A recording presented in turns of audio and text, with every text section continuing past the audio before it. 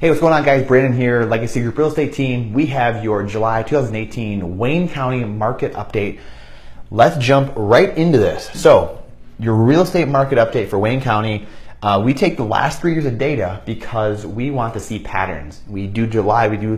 This is August. Obviously, we're in July, or we're doing July because we want to see all the data as a whole. We have the entire month is over. We have all the data. We can give you the most pertinent, fresh off the press data, and we give you 3 years of data. That way you can see the patterns develop. Because if I just showed you this year, you're not going to get anything. That's not going to mean anything to you, right? So we want to see the patterns. We want to see the data and what is happening there. So let's jump right into this. Days on market. Days on market is the average that home is sitting on the market. And you might see ADOM, you might see CDOM. That is cumulative days on market and average days on market and additional days on market.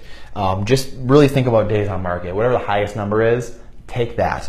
So average here, it's gone down a little bit and then actually ticked up a little bit this year. So there's some different things going on at the buyer's market. The interest rates are ticking up, so it's squeezing people a little bit. So you might see things. We did have a weird little dip in the last month or so. So that's really probably what we're looking at there.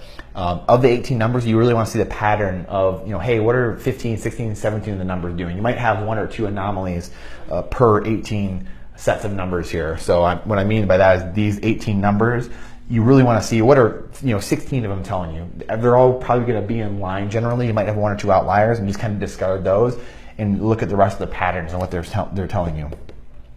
Active homes in the market. So we've had some significant drops here over the last couple of years. So again, going and showing us really quickly why we've had these numbers increase in price here. Just a lower inventory, and when the buyer pool stays the same, you're not going to have as many homes to choose from. So it's going to be tough. People are fighting over homes. That's why buyers are struggling right now. Month of inventory. So again, this went from three to 2.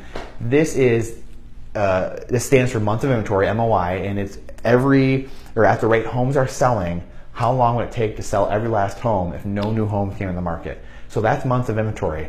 And months of inventory in a balanced market is about 4 to 6 months of inventory.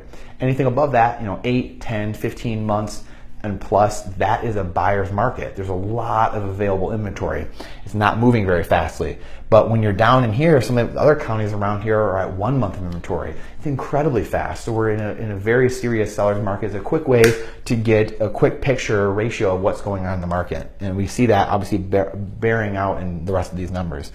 New homes in the market. Again, we've been seeing a little bit of a tick up in some of these counties too. We've seen a fair amount of very steady though. July seems to be a very, very steady month. It's obviously one of the best times to sell your home. We've seen across the board here, all the counties in Metro Detroit, they've all been very, very stable and about the same amount of listings actually in July across the board over the last couple of years. It doesn't even matter what county. They're all been very similar, very stable.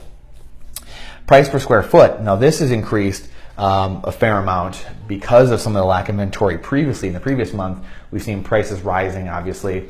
And this is, again, a county number. So you want to take the pattern, and what this pattern is telling us is in general, in your area, it's risen a fair amount. But depending on what city you're in, depending on what street you live on or subdivision, those prices are going to change. So you really want a real estate professional, an appraiser to get in there and give you a true analysis on your property.